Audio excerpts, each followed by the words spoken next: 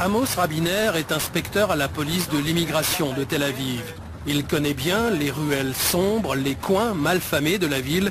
Il y patrouille toutes les nuits. Sa mission ce soir, cibler des employeurs israéliens qui ont recours à des sans-papiers, en particulier des Africains d'Érythrée, du Soudan, du Nigeria ou de Côte d'Ivoire. Ah, c'est trop tentant pour les employeurs. Vous imaginez des pauvres gars qui sont prêts à faire n'importe quel boulot pour un salaire de misère. Mais attention, c'est devenu un véritable problème national pour Israël. Notre pays compte pas mal d'habitants qui n'ont pas de domicile, pas d'emploi régulier, qui ne sont pas intégrés dans la société, qui n'ont pas d'assurance. Ce sont des gens qui ont toutes les chances de tomber dans la criminalité. Et les autorités doivent bien réagir. C'est dur, mais c'est ainsi. On dit que le gouvernement projette de construire un camp d'internement pour les sans-papiers. Qu'en pensez-vous? En tout cas, ça nous permettra de contrôler un peu ce phénomène. Bien sûr, je n'aime pas trop ce terme de camp d'internement, mais au fond, c'est une bonne chose. À 200 mètres de là, des citoyens israéliens manifestent. Les vagues successives d'immigrants clandestins en provenance d'Afrique attisent le racisme. Les femmes israéliennes appartiennent au peuple d'Israël, nous dit cette affiche. En clair, on veut éviter que les Africains épousent des femmes juives. Et derrière ces citoyens en colère, on retrouve Shlomo Maslavi, élu municipal et membre du parti du Likoud de Benjamin Netanyahou.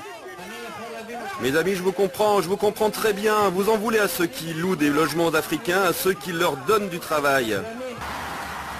Le lendemain matin, dans un quartier pauvre du sud de Tel Aviv, nous rencontrons le pasteur Jérémia Daïro, originaire du Nigeria.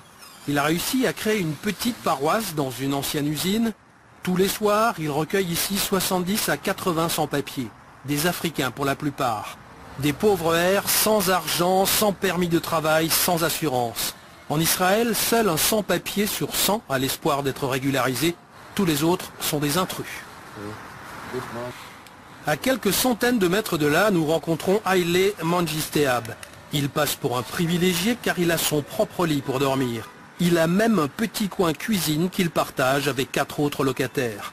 Au petit déjeuner, comme d'habitude, une cigarette et une rengaine du pays. Une chanson qui raconte l'exil et la nostalgie de l'Érythrée. Israël compte environ 17 000 réfugiés érythréens. Pour eux, aucune chance de faire valoir le droit d'asile. Shmuel Rifman connaît bien ce problème. Il représente les populations qui habitent dans le désert du Negev. Il est favorable à la création d'un camp d'internement. Pour lui, tous ces gens sont des intrus, des émigrés économiques. Ces gens-là veulent tout bonnement nous prendre notre travail, dit Rifman, qu'on ne lui parle pas de réfugiés politiques. Ce qu'il nous faut, c'est un camp de 10 000 places. Et ensuite, on renvoie ces gens chez eux en Afrique. Un camp d'internement existe déjà. C'est là que les soldats amènent tous ceux qui pénètrent illégalement en territoire israélien. Nous y avons tourné ces images il y a 2 ans environ. Maintenant, plus question d'y entrer avec une caméra. Le nombre de réfugiés s'est multiplié par 10 et le camp est au bord de l'asphyxie. Pas question de montrer ça à la télé, circuler, il n'y a rien à voir.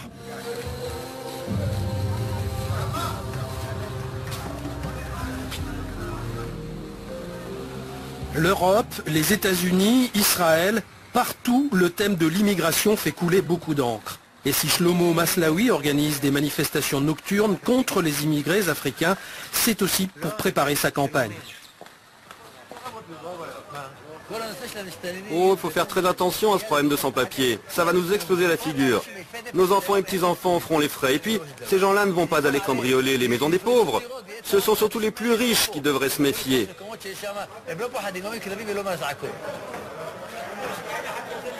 Sur le marché du quartier de Hatikva, on découvre une nouvelle sorte de racisme.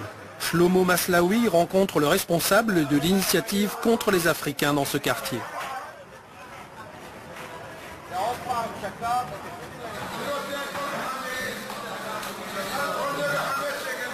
Enfin, on va pouvoir les foutre tous dehors.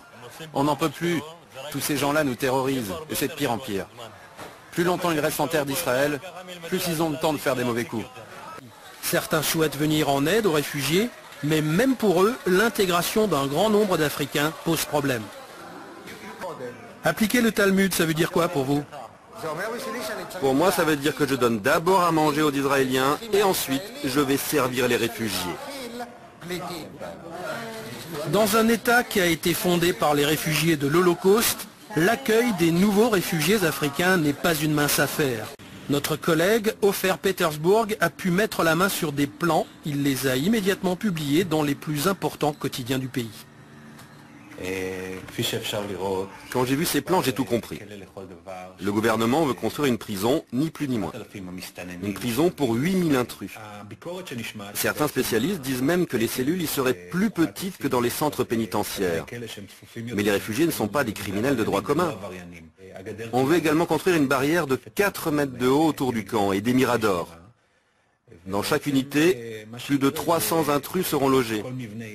Toute personne qui souhaite retourner dans son pays d'origine ou dans tout autre pays tiers reçoit immédiatement un pécule pour le voyage et peut quitter le pays dans la journée.